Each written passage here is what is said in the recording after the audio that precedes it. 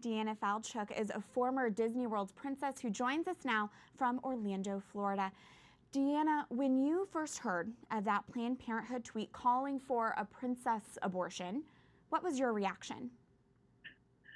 Well, I was shocked. I actually just was woken up from my sleep from a friend of mine who just said, "Did you see Planned Parenthood tweet?" And I said, "No." And I was just really surprised that they would go there because, of course, for me, the princesses that we already have are iconic.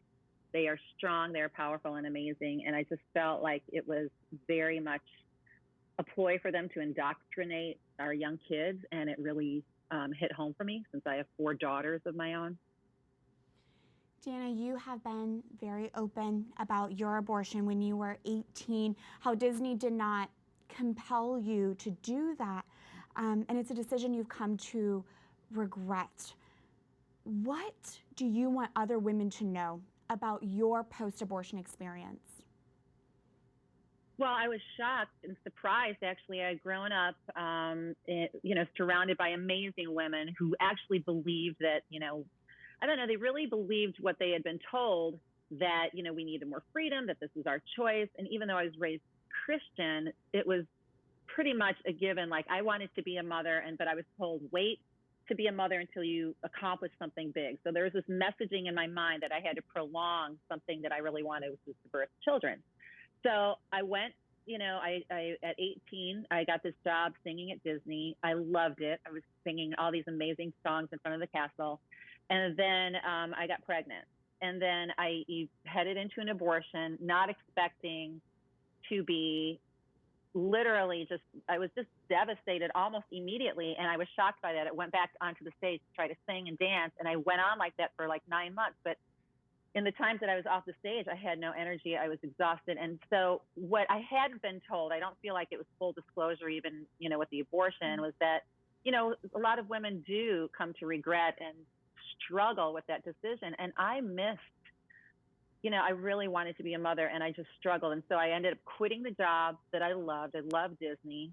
And I ended up breaking up with the guy that I thought I was trying to keep from this abortion. And then a few months after that, I just wanted to die.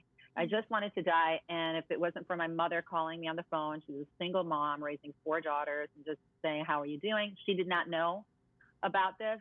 But the thought of my, committing suicide or not being here and hurting her after I had just been struggling so much, the loss of my child, which some people could say, well, you hardly knew, he was just pregnant. It's not like you really knew the child, but I was struggling with that. And so I just chose to find my healing through the Lord. And from there, came out of it and was blessed to be redeemed and transformed through his love. But I certainly did not know or expect it. And I want people to understand that not everybody walks away just skipping a happy tune, or even if they struggle a little bit and don't regret it, if they're still pro-choice, there are many women that are just wanting to reconcile some issues within themselves from the experience.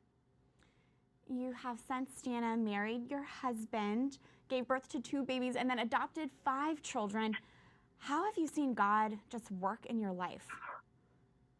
So a lot of this stuff is internalized when you're dealing with,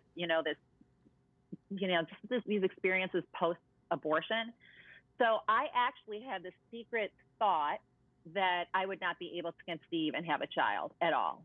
And then, so when I met my lovely husband, Mark, he was the only one I had told about this abortion for years. And, I said, I'm not sure, I want to be a mother, but I don't know. And so when I got pregnant with my daughter, I was just elated. And when I gave birth to her, I said, "Dear Lord, if nothing else amazing happens in my life, it's okay. This has been redeemed." And then the most amazing miracle, and, God has just used Disney, this Cinderella story constantly in my life. But I took my daughter, Samantha, down the streets of Main Street for the first time. I came back there after leaving, and I had the best day and realizing my life had been redeemed. And it was during that time that I conceived my son, in that span of a couple of days, that I had come back there for the first time. So then I was pregnant with a boy, gave birth to a son. A few years later, I was really drawn to adoption, but I was avoiding it.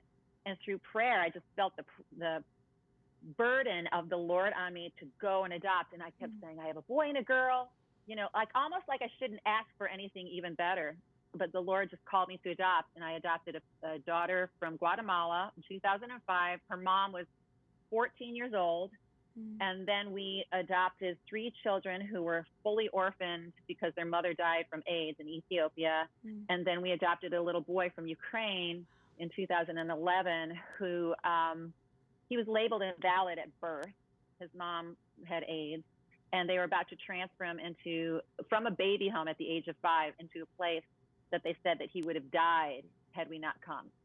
And so the Lord has just redeemed my life. And now I have 7 kids plus a son-in-law. I am a mother, and I live within earshot of the fireworks and Cinderella's castle. And you are behind what you call the pro-life princess movement. What's your main message there? It just sort of kind of happened. I realized that since I created that response, there are all of these women that are coming forward who know Cinderella well and that are Christian women, Catholic women, pro-life women that really want to talk about this and want to talk about the strong characteristics of the princesses that we already have. These stories aren't originally Disney either. They predate Disney, and they're really Christ's story. I mean, it's really the story of coming out of ashes into beauty, and it's something that we really want to keep. We don't really feel like we need an example of somebody who doesn't really move forward through the unexpected and unplanned aspects of life. That's not to say that she can't be redeemed. I know I have. Of course she can be redeemed, but the story would have to be told if they wanted that story, that she had battled something amazing in order to get to the other side. I'm not sure they want that story told, actually. To feature strong women and to point to the fact that abortion does not empower those women. No, it does not empower. Deanna Falchook, thank you again for sharing your story with us, and thanks for spending time with us. Thanks so much for having me.